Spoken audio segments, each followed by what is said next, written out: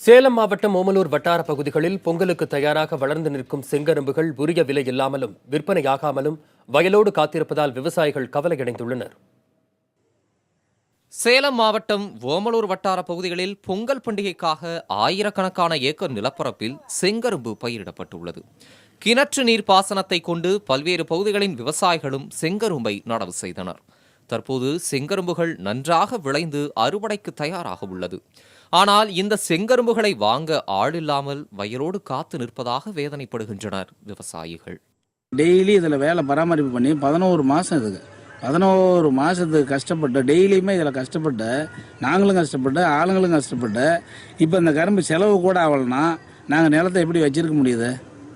ஒன்று குறை போடுவோம், இல்லைன்னா விற்றுருவோம்.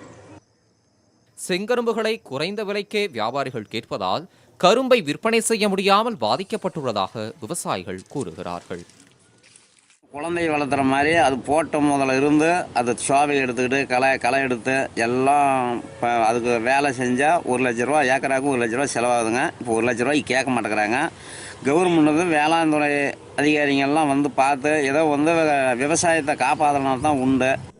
போதிய மழை இல்லாததால் விலைக்கு தண்ணீர் வாங்கி செங்கரும்பை காப்பாற்றி வளர்த்த நிலையில் தங்களுக்கு நஷ்டம் ஏற்படாமல் இருக்க நடவடிக்கை எடுக்க வேண்டும் என்று செங்கரும்பு விவசாயிகள் கோரிக்கை விடுத்துள்ளனர். புதிய தலைமுறைக்காக ஓமலூர் செய்தியாளர் தங்கராஜு.